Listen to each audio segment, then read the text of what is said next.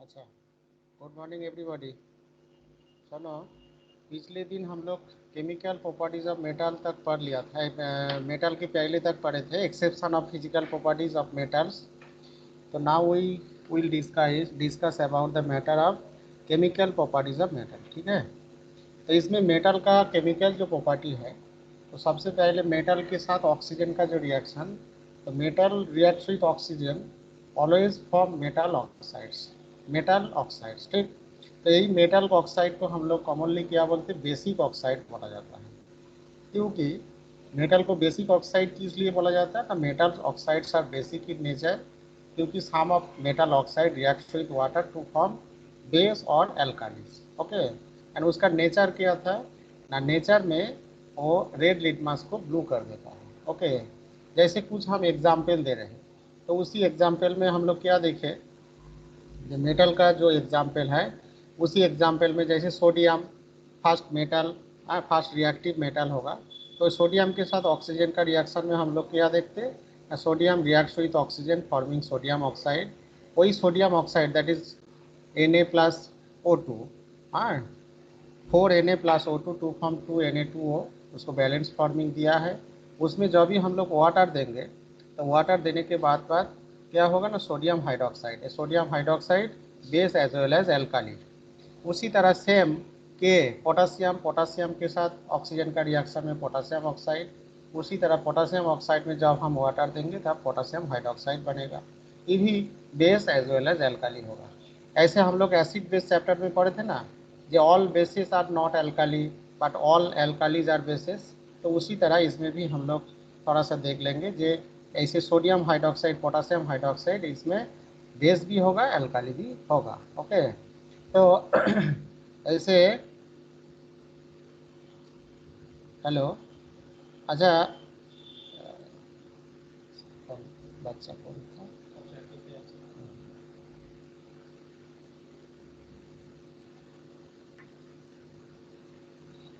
एक जन हमको बताओ तो। विनीत, विनीत, विनीत हो व कृष्णा हो, हाँ, अंकित, राज, हिमांशु, कोई भी एक जन बताओ, ये जो हम अभी बात किए बा बोले, जो all bases are not alkali but all alkalis are bases, इसको एक्सप्लेन कर सकते हो? Marshal, Yes, sir. बोलो तो थोड़ा। Bases can become alkali by soluting them in water, but all bases cannot become alkali. Hmm. Because But all bases alkalis does can not be dissolve bases. in water. All bases does not dissolve with water, but all alkalis are formed by dissolution of water with Bases with dissolution of water. base with water। हाँ, क्योंकि base जब water में dissolve होता है तो भी वो alkali बनता है। इसका मतलब यही हुआ कि ऑल एल्कलीज आर बेसिस, क्योंकि एल्कलीज जो है वो बेस से ही आया है। But all bases are not alkali because all bases जो वाटर में डिजोल्व होगा ही होगा, ऐसा कोई सियोरिटी नहीं है। ओके, तो इसी तरह इसमें जो sodium hydroxide and potassium hydroxide आया है, उसमें base as well as alkali होगा।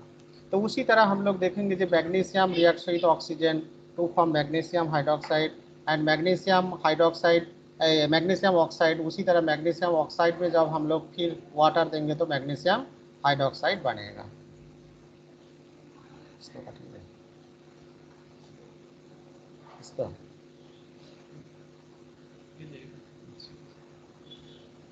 हाँ, तो उसी तरह, हाँ, तो magnesium oxide plus water to form magnesium hydroxide. हाँ, तो aluminium with oxygen to form aluminium oxide. तो इसमें जो एल्यूमिनियम ऑक्साइड, जिंक ऑक्साइड, इसमें एक पिक्यूलर नेचर आएगा। देखो, तो इसमें क्या है ना, इसमें तुम लोग पढ़े होंगे छोटे क्लास में, जो एम्फोटेरिक ऑक्साइड क्या होता है, what is amphoteric oxide. Amphoteric oxide हो गया सार्जन ऑक्साइड व certain metal oxide with so basic as well as acidic behaviour. हाँ, जिसमें एसिडिक प्रॉपर्टी बेसिक प्रॉपर्टी दोनों एक साथ दिखाता है। जैसे एग्जाम्पल तब क्या होगा ना, aluminium metal and zinc metal form amphoteric oxide. जैसे aluminium oxide, zinc oxide are amphoteric in nature and that amphoteric reacts both acid as well as base to form salt and water।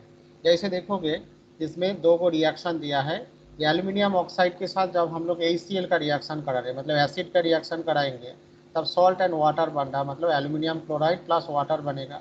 तो जैसे Al2O3 plus 6HCl to form 2AlCl3 plus H2O। उसी तरह aluminium oxide में sodium hydroxide के साथ reaction में sodium aluminate plus water बन रहा है। तो इसमें हम लोग तब क्या ऑब्जर्व किए ना, ये एम्फोटेरिक ऑक्साइड ऐसे ही एक ऑक्साइड होगा जो एसिड के साथ भी रिएक्ट करके सॉल्ट एंड वाटर दिया है, फिर बेस के साथ भी रिएक्ट करके सॉल्ट एंड वाटर दिया है। तो उसी तरह same as to that of aluminium oxide, zinc, वो भी ऑक्सीजन के साथ रिएक्ट करके जिंक ऑक्साइड बनाया, फिर वही जिंक ऑक्साइड जो है HCl के साथ रिएक्ट करके salt and water, salt like zinc chloride plus water, फिर NaOH के साथ भी रिएक्ट करके सोडियम जिंकेट प्लस वाटर दे दिया है। ओके, क्लियर ना। तो उसी तरह देखेंगे नेक्स्ट टॉपिक जो है reaction of metal with water. देखो इसमें जो वाटर के साथ जब हम लोग रिएक्शन सीखते हैं मेटल का, इसमें हम लोग को एक प्रिलिमिनरी कॉन्सेप्ट लगता है कि वाटर के साथ मेटल का जो रिएक्शन होता है इसमें एक रिएक्टिविटी सीरीज का जरूरी पड़ता है। रिएक्टिविटी सीरीज जो हम लोग 8 क्लास में सीखे थे शुरू में, रिएक्टिविटी सीरीज, उसमें रिएक्टिविटी सीरीज में हम लोग देखोगे 3 तरह का, उसमें एक सीरीज को 3 पार्ट में बांटे थे, जो highly reactive metal, moderately reactive metal and least reactive metal. तो जो highly reactive like calcium, calcium नहीं, सबसे पहले है पोटासियम, सोडियम, सोडियम। कैल्शियम, ये सब जो है, हाँ ये सब जो है हाईली रिएक्टिव होगा। नेक्स्ट मॉडरेटली रिएक्टिव में हम लोग देखते हैं जो बीच में जो जो मेटल है, आयरन। हाँ जिंक, आयरन, ये सब हो गया मॉडरेटली रिएक्टिव में। और सबसे नीचे देखो लिस्ट में क्या है ना, हाइड्रोजन के नीचे जो कॉपर, जो गोल्ड, रहता है प्लेटिनम, हाइड्रोजन, हाँ silver. Copper, gold, copper, platinum, Mercury, silver, ये हो सिल्वर, गया gold. Least reactive metal. Okay okay. तो ये जो 3 टाइप ऑफ रिएक्टिविटी सीरीज में हम लोग रिएक्टिविटी सीरीज को जो 3 पार्ट किए, इस 3 पार्ट में हम लोग वाटर देने के बाद एक ऑब्जर्वेशन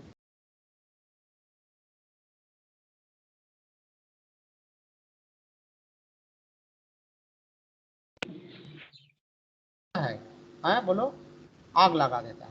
इसका मतलब उसमें हाइड्रोजन गैस प्रोडक्शन हो जाता है, और वही हाइड्रोजन गैस हाईली इनफ्लेमेबल है। इसीलिए जैसे sodium metal reacts violently with cold water forming potassium hydroxide, हाँ potassium metal, potassium hydroxide and hydrogen. उसी तरह सोडियम भी सोडियम हाइड्रोक्साइड प्लस हाइड्रोजन देता है। इसमें इतना हीट प्रोडक्शन होगा कि hydrogen catches fire and Burns explosively. उसी तरह जो बीज में रहता है मेटल, जो अभी बोले थे, जो मैग्नीशियम, कैल्शियम जो है, मैग्नीशियम को पकड़ो बीज में है, मॉडरेटली रिएक्टिव में आ जाएगा। तो उसमें देखेंगे पहले जो हाईली रिएक्टिव होगा वो वाटर के साथ, मतलब ठंडा पानी के साथ, या ऐसे रूम टेम्परेचर में जो वाटर रहता है उसके साथ रिएक्ट करके वो फायर करता, मतलब catch fire, that is hydrogen gas देता है एंड उसका रिस्पेक्टिव हाइड्रोक्साइड देता है। लेकिन जो मॉडरेटली रिएक्टिव, उसमें हाइड्रोक्साइड ही बनेगा, ऐसा कोई सियोरिटी नहीं होगा, लेकिन वाटर के साथ रिएक्ट करता है। कौन सा वाटर ना, उसमें गर्म पानी देने का जरूरी पड़ेगा, क्योंकि ठंडा पानी के साथ उसमें रिएक्शन होगा नहीं। जैसे मैग्नीशियम हॉट वाटर के साथ भी एक बार रिएक्ट करता है, एक बार स्टीम के साथ भी रिएक्ट करता है। जब हॉट वाटर के साथ रिएक्ट करता है उसमें मैग्नीशियम हाइड्रोक्साइड एंड हाइड्रोजन देता है, और जब स्टीम के साथ रिएक्ट करता है उसमें लेकिन और हाइड्रोक्साइड नहीं देके वो मैग्नीशियम ऑक्साइड बनाता है। Okay, magnesium oxide. उसी तरह एल्यूमिनियम भी एक बार aluminium oxide plus hydrogen, zinc के साथ स्टीम का भी रिएक्शन में इसी तरह जिंक ऑक्साइड प्लस हाइड्रोजन, इस तरह से, मतलब इसमें और हाइड्रोक्साइड बनेगा नहीं। ओके, अच्छा ये हो यस गया सर। हम लोग को। हाँ बोलो बोलो, एनी क्वेरी तो बोलो, कोई नो क्वेश्चन पूछ सर। रहे थे। हाँ, इसमें एक क्वेश्चन था देखो, जैसे red hot iron reacts with steam to form iron 2,3 oxide. तो 2,3 का मतलब क्या है ना, आयरन का जो वैलेंसी है वेरिएबल वैलेंसी, क्योंकि iron is a transition metal है ना, तो ट्रांजिशन मेटल में वो मोर देन 1 वैलेंसी शो किया है। देखो आयरन 2,3 ऑक्साइड मतलब उसमें फेरिक एंड फेरस दोनों ऑक्साइड को एक साथ किया है, Fe3O4। Fe3O4 का इसका नाम क्या है, कोई जानते हो? Fe3O4 yes sir, ferric ferrous oxide. Ferric oxide. Ferrosoferric oxide, इसको संधि विच्छेद कर दो, केमिस्ट्री में भी संधि विच्छेद होगा। इसका एक तो फेरस होगा फेरिक फेरस ऑक्साइड सर। और एक तो हो गया फेरिक। तो Fe3O4 को तोड़ो, तोड़ने के बाद देखो एक तो आएगा FeO, एक तो होगा Fe2O3। FeO मतलब क्या है, फेरस ऑक्साइड। ओके, और Fe2O3 मतलब फेरिक ऑक्साइड। वो दोनों को एक साथ ज्वाइन करके क्या लिखा है, Fe3O4, इसीलिए उसके नीचे बोला है iron 2,3 oxide. Okay okay. Now हम लोग अभी देखेंगे थोड़ा सा इसी को, जितना थोड़ा पढ़ लिया उसको हम लोग स्मार्ट क्लास में थोड़ा सा देख लेंगे। हाँ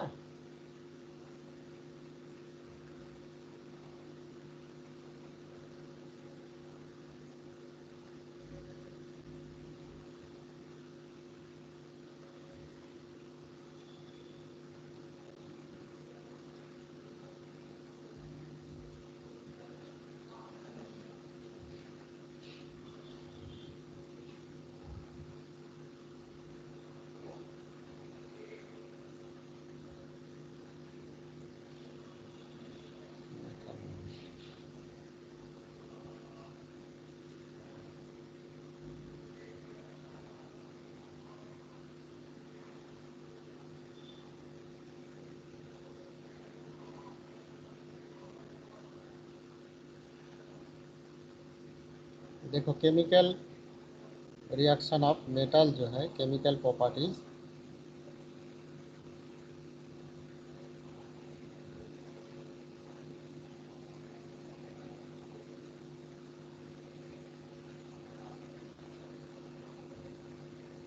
In order to learn about the दिख पा रहे chemical तुम लोग? properties of metals, we need to understand how Yes, metals sir. react with oxygen. Most metals react with अच्छा विनीत, oxygen सुन to पा form रहे हैं? metal oxides. For example, Yes, when sir. aluminium is exposed okay, to दिख पा रहे हैं air, ना? देखो it becomes coated with a surface layer of देखो, इसमें बोला how do metal react with oxygen. अभी हम लोग पढ़ लिया था ना, जो most of the metal react with oxygen forming metal oxide. तो इसमें भी सेम है कि aluminium get protective coating of aluminium oxide when explode to oxygen in the air. मतलब एल्यूमिनियम ऑक्सीजन के साथ रिएक्ट करके एल्यूमिनियम ऑक्साइड के एक लेयर बना दिया है, और इसी लेयर को छेद करके व भेद करके या बाहर से कोई माने मॉइस्चर इसके साथ अटैकिंग नहीं कर पाएगा, मतलब अटैक नहीं कर पाएगा। इसी के चलते क्या होगा ना, इसको प्रोटेक्ट करके रख दिया है। ओके, तो उसी तरह हम लोग देखेंगे और आगे। aluminium oxide. This coating protects the aluminium from further corrosion. हाँ देखो, इसको कोरोसन से उसको बचा दिया है। Anodizing is a simpler process तो उसी used तरह to देखो एक deposit चीज a दिया thick है, layer of anodizing. oxide on the anodizing उसी surface तरह of की a प्रोसेस metal. है जिसमें It is एक mostly thick used layer for of aluminium oxide of and its metal, metal alloys, के ऊपर एक thick though it layer can बना। also be used for metals such as titanium and zinc. हाँ Anodizing aluminium देखो, it produces is much mostly used thicker for aluminium aluminium and it's oxide alloy. coating alloy में for हम लोग देखो oxidation. शुरू में alloy का definition में क्या पढ़े थे, जो alloy is a homogeneous mixture of either two metal और more than two Or more than metal 2 metal. विथ नॉन मेटल भी हो सकता है, जैसे स्टेनलेस स्टील में थोड़ा रहता है। तो उसमें क्या होता है, एलॉय किस लिए हम लोग बनाते हैं ना, जैसे हम लोग फर्स्ट चैप्टर ऑफ केमिस्ट्री में क्या Combine पढ़े the थे हम लोग? properties of हाँ metal. नहीं, हाँ Physical properties of properties of metal. Metal तो है ही है। हम लोग फर्स्ट चैप्टर में जो Physical कोरोसन properties. एमसीडीटी के बात में पढ़े थे ना, जो कोरोसन से हम लोग कैसे प्रिवेंट करेंगे ना, उसमें हम लोग बहुत सारा प्रोसेस को बताए थे, जे how to prevent corrosion from their respective metal. Firstly क्या बोले थे, जे ऐसे हम लोग ऑर्डिनरी जिसमें पेंटिंग करते हैं हर साल, घर में जो खिड़की टिड़की जो लोहा का होता है, आयरन का होता है ना, उसमें पेंटिंग करते, वो एक टाइप है जैसे हम लोग रास्टिंग से बचा सकते हैं। तो उसके बाद ये अगर हम लोग पेंटिंग नहीं करेंगे तब क्या किया जाता है, और भी बहुत सारा प्रोसेस, जैसे ग्लीजिंग किया जाता है, एनोडाइजिंग किया जाता है, उसके बाद बोलो हाँ गैल्वेनाइज किया जाता है। जैसे देखोगे जो गोदरेज का जो अलमीरा टलमीरा है, उसमें हम लोग बाहर से ऐसे पेंटिंग नहीं करते, वो हो गया गैल्वेनाइज्ड कोटिंग, गैल्वेनाइज्ड किया, इसीलिए देखोगे वो अलमीरा टूट जाता है लेकिन उसको काला ठीक रहता है। ओके, फिर ये जो एनोडाइजिंग का बात तो अभी आ ही गया है एल्यूमिनियम का। और क्या था और ये जो देखोगे ब्लीजिंग करना पड़ता है, देखोगे साइकिल में, साइकिल का चेन में अगर पानी लगता है, जैसे तुम पानी के ऊपर से साइकिल चला दिया, आज शाम में जाके साइकिल को छोड़ दिया घर में, काल सुबह जब साइकिल चलाओगे देखोगे साइकिल पे कटमट करके आवाज करता है। तो इसका मतलब क्या हो गया, नहीं इसका मतलब उसके अंदर कोरोसन आ गया है। मतलब वो जो पानी के ऊपर से जो आयरन का चीज था ना, उसके ऊपर पानी लगा, उसके मतलब है उसके अंदर एक क्या हो गया, रास्टिंग शुरू हो गया है, एंड आफ्टर रास्टिंग इसमें आवाज करने लगा। तब हम लोग साइकिल में क्या देते, आइदर ऑयल देते नहीं तो ग्रीस डाल देते, तो उसमें धीरे धीरे वो छूट जाता है। तो इसी तरह the aluminum oxide coating protects the aluminum from their corrosion and wear also. Next देखो क्या बताया। This coating protects the aluminium हाँ from देखो पिक्चर में corrosion देख रहा as है ना, well एक as wear aluminium and tear. Oxide का जो कोटिंग है। Many modern buildings use anodized aluminium, where the metal framework is exposed to oxygen and other elements. To see how the process works, देखो एक we must electrolytic set cell up के बारे में an बताइए, पहले electrolytic हम बता cell. देते हैं उसके बाद देखो ये जो इलेक्ट्रोलाइटिक सेल मतलब एक सिंपल सेल है। सेल में जैसे तुम लोग बायोलॉजी का सेल पढ़े हो, ये थोड़ा केमिस्ट्री का सेल अलग है। इसमें क्या होगा, एक इलेक्ट्रोलाइटिक सॉल्यूशन का जरूरी पड़ेगा। इलेक्ट्रोलाइटिक सॉल्यूशन देखो, ये बीकर है ना, इस बीकर में डाइल्यूट सल्फ्यूरिक एसिड, इसको इलेक्ट्रोलाइटिक सॉल्यूशन बोलते हैं। क्योंकि जब भी हम करंट पास कराएंगे सल्फ्यूरिक एसिड देखो डिकम्पोज हो जाएगा। एंड इसके अंदर देखो दो को इलेक्ट्रोड रखा गया, इलेक्ट्रोड जहां जाके इलेक्ट्रॉन डिपोजिट होगा। ओके, तो कैथोड में लीड को लगाए और एनोड को जो है एल्यूमिनियम रॉड को एनोड में डाल दिए। तो एनोड मतलब क्या है ना, एनोड हो गया साचन इलेक्ट्रोड, जिसमें क्या होगा बोलो तो एनायन जाके डिपोजिट होता है। ए के साथ रिलेशन देखो, एनायन मतलब नेगेटिव चार्ज। ओके, वही नेगेटिव चार्ज को हम लोग एनायन बोलते हैं। वो जाके एनोड मतलब पॉजिटिव इलेक्ट्रोड में जाके डिपॉजिट हुआ, और कैटायन हो गया पॉजिटिव चार्ज, और वही जाके नेगेटिव इलेक्ट्रोड में डिपॉजिट हुआ, दैट इज लीड कैथोड में डिपॉजिट हुआ। आफ्टर दैट देखो क्या होगा इसमें, देख लो। An electrolytic cell can be तो created electrolytic using cell two का काम ही क्या है ना, electrodes in an contact electrical electrolyte energy, solution मतलब that इससे conducts इलेक्ट्रिकल एनर्जी मतलब electrical करंट energy. पास करता हुआ दिखाई। The anode is the positively charged electrode and the cathode is the आप इसमें negatively बता रहे charged थे, वही electrode. बताया जो एनोड क्या है क्या। One way of anodizing aluminium is by making it the anode in an electrolytic cell along with a lead cathode. The electrolyte solution is dilute sulfuric तो acid. Electrolytic When the solution current flows, use a thick पानी film जब of लोगे। aluminium हाँ oxide builds up on the surface of the aluminium anode. देखो always current, तुम लोग physics में current electricity chapter पढ़ लिए ना, तो उसमें हम लोग क्या देखे थे कि current will pass from positive terminal to negative terminal. तो इसी तरह देखो करंट भी पास हुआ पॉजिटिव से नेगेटिव की तरह। एंड बट इलेक्ट्रॉन, केमिस्ट्री में इलेक्ट्रॉन कहाँ पास होता है, उल्टा तरह से। हाँ, electron always pass from negative terminal to positive terminal, but current pass from positive to negative terminal. समझ गया? अच्छा next.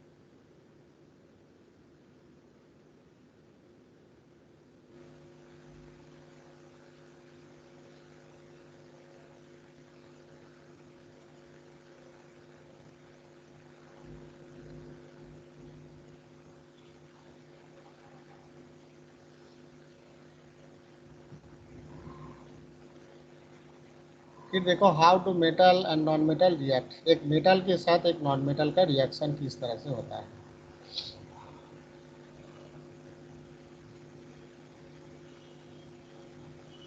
We've learned that all elements strive to attain a stable देखो octet सबसे or पहले duplet सबसे in their पहले outermost बताते shell. हैं, The valency of an element is the number of electrons it must gain or lose सबसे in पहले order to इसको attain बताते a हैं stable octet. जे ये जो मेटल एंड नॉन मेटल का बात की, जो how to metal and non metal react, तो मेटल एंड नॉन मेटल के पहले हमको कुछ चीज़ को सीखना है। जो इनिशियल चीज़ है, जो मेटल क्या बनाएगा, मेटल के अंदर क्या है ना, मेटल के अंदर ऑलवेज लूजली बाउंड इलेक्ट्रॉन रहता है। Okay, and due to having their loosely bound electron number 1 2 3, they have to tendency always tendency to loss. इसीलिए मेटल ऑलवेज वही लूजली बाउंड इलेक्ट्रॉन 1 2 3 जो रहता है, तो उसको लॉस करके ऑलवेज किया देगा, कैटायन फॉर्म कर देता है। Okay, but in case of non metal उसका उल्टा टेंडेंसी है। जैसे इसका tendency always losing tendency, non metal का टेंडेंसी क्या होगा, गेनिंग टेंडेंसी, क्योंकि non metal having 5 6 7 electron in their last shell. So due to octet fulfilling, due to octet fulfilling, क्योंकि ऑक्टेट फुलफिलिंग मतलब क्या था हम लोग को, एक ऑक्टेट रूल है, डुप्लेट रूल है। Each and every element try to attain nearest inner gas configuration due to stability, क्योंकि ये दुनिया में हम लोग को जितना सारा एलिमेंट है सबका सभी चाह रहे हैं क्या ना, वो इनर्ट गैस का जो इलेक्ट्रॉनिक कॉन्फ़िगरेशन है उसको अटेन करने। तो यही इनर्ट गैस का केमिकल रिएक्टिविटी को अटेन करने के लिए, उसका जो last shell number of electron को अटेन करने के लिए क्या कर रहा है वो ऑल टाइम वही आइदर लॉस, नहीं तो गेन, नहीं तो शेयरिंग, ये तीन ही टेंडेंसी से केमिकल बॉन्ड बनता है। इसी तरह देखो हेडिंग में दिया है गिव एंड टेक। यस तो सर। गिव मतलब कौन देगा? गिव मतलब देगा मेटल, इलेक्ट्रॉन देता है, दे के कैटायन बनाता है। और टेक मतलब नॉन मेटल, और लेने के बाद वो एनायन बनाता है। ये जो सर दिया मतलब, इलेक्ट्रो हाँ बोलो सर बोलो बोलो। हाइड्रोजन में फिर इलेक्ट्रोनेगेटिविटी कैरेक्टर क्यों नहीं है सर, उसमें इलेक्ट्रोपॉजिटिविटी क्यों है? कौन बोला है तुमको इलेक्ट्रो नेगेटिविटी नहीं है? हाइड्रोजन बोथ, हाइड्रोजन बोथ काम करता है। मेटल लाइक बिहेव करता है, नॉन मेटल के लाइक भी बिहेव करता है। जब नॉन मेटल लाइक बिहेव करता है वो हाइड्राइड बनाता है, हाइड्राइड। ये तो नॉन मेटल में जब पढ़ाएंगे तब देखोगे। ये हाइड्रोजन जब नॉन मेटल लाइक बिहेव करता है वो हाइड्राइड मतलब H माइनस देता है। H माइनस फॉर्म करके calcium hydride, sodium hydride, potassium hydride बनाता है। तो इसीलिए हाइड्रोजन को हम लोग मेटल नॉन मेटल सीरीज में नहीं रखते। देखोगे जब हम लोग पीरियोडिक टेबल चैप्टर पढ़ेंगे तब बोलेंगे ये hydrogen is a rough element, दुष्ट एलिमेंट है एक तो। हाँ, इसीलिए जब हम लोग यस। पीरियोडिक टेबल जब बना हुआ था उसमें मेंडेलीव उसके ऊपर गुस्सा हुआ था, मतलब वो हाइड्रोजन को लेके वो परेशान हो गया था। जो एक बार वो एल्काली मेटल के साथ बिहेव कर रहा, सेम सिमिलर कैरेक्टरिस्टिक्स देखा रहा, और एक बार वो हेलोजन लाइक मतलब नॉन मेटल लाइक हेलोजन के साथ वो सेम बिहेवियर दिखाता है। ओके, तो हाइड्रोजन को लेके हम लोग ऑलवेज कंपेरेटिव माने स्टडी नहीं करेंगे। ओके, तो इधर जो गिव एंड टेक पॉलिसी बोल रहा है, जो गिव मतलब देगा कौन ना, all metals give electron to form their unipositive, bipositive और tripositive cation, and all non metal take. वो इलेक्ट्रॉन देकर इलेक्ट्रॉन को एक्सेप्ट करके वो uninegative, binegative, trinegative anion बनाता है। ये जो कैटायन एंड एनायन के बीच में जो strong force of attraction, electrostatic force of attraction बनता है, इसी के चलते उसमें एक बॉन्ड क्रिएट होता है, बॉन्ड बनता है। उसी बॉन्ड का नाम क्या है? Ionic bond. Okay, An atom that ionic loses जैसे देखो electrons in order to form sodium, a stable octet sodium का देखो gets a last net shell में number of positive electron charge 1 है, as the number of one electron protons को is now loss more कर दिया, than the number of one electrons.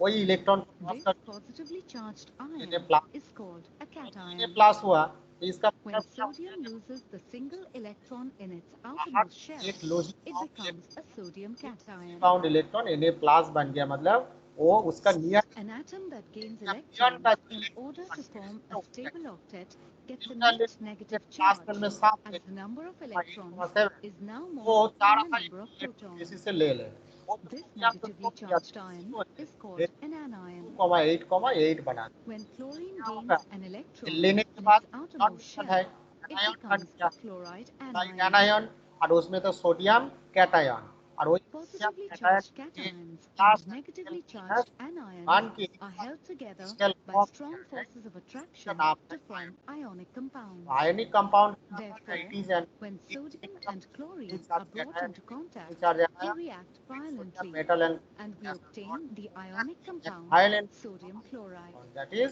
sodium chloride. Based on what we've just तो learned, उसी तरह it can इसका be said potassium को that metals and nonmetals react to form ionic इसी compounds. तरह potassium का Let's ionic look at compound, one more example. हाँ 9 class में तो The potassium atom सबसे has an electronic configuration first of 2, shell में दो, 8, सेल में 8, एम सेल 1. में 8 एंड एन सेल में 8, Potassium है ना? must वही lose the single electron from its electron outermost shell to complete its sir number octet. Of time तो electron, over हो गया है। हाँ We know अच्छा एक that chlorine sir has a configuration of 2, 8, 7 and needs to gain one electron in its outermost shell in order to complete its octet. अब next दिन हम लोग देखेंगे, When potassium reacts with chlorine, next class it loses its valence electron to chlorine.